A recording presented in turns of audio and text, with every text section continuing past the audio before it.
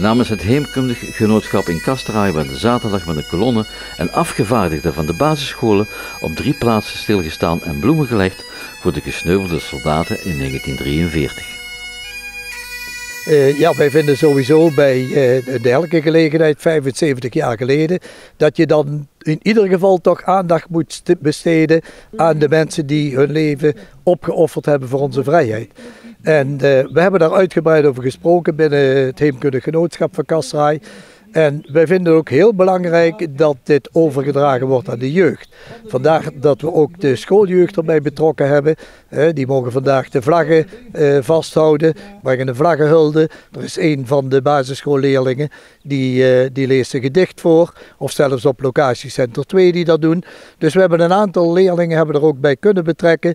En op die manier proberen we eigenlijk toch dat gedachtegoed door te geven van beste mensen, denk eraan, we moeten blijven herdenken. We moeten de Tweede Wereldoorlog zeker niet vergeten. En heel zeker niet de slachtoffers die daarbij gevallen zijn.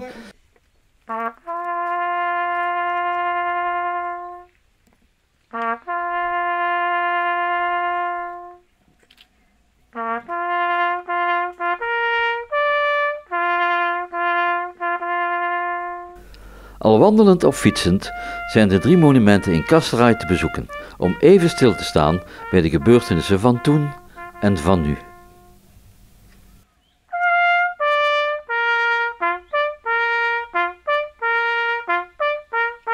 We staan hier op dit moment bij de locatie aan de Valkenberg in Klein-Oerlo. Nou, een heel mooie locatie en daar is in het veld, wat we hier achter het monument zien, daar is op 30 mei dat vliegtuig neergestort. De tweede locatie die is op het Schoor, waar we dadelijk naartoe gaan.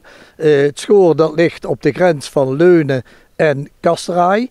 En dat is dan zeg maar op de kruising van de Horsterweg, de Beemtweg, de Hoogriebroekseweg. Op dat punt, daar staat ook een monument. Er zijn 8 slachtoffers bij gevallen bij die crash.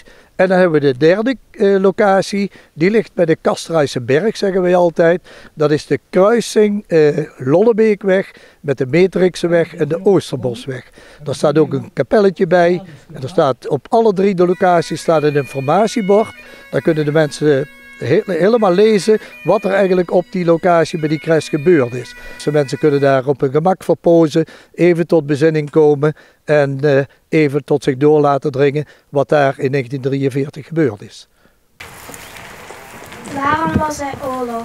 Hoe kon dit gebeuren? Duizenden mensen die nu nog zitten te treuren.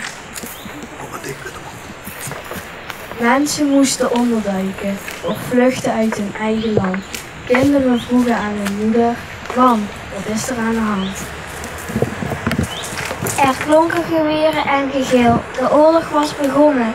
Geen moment was het stil.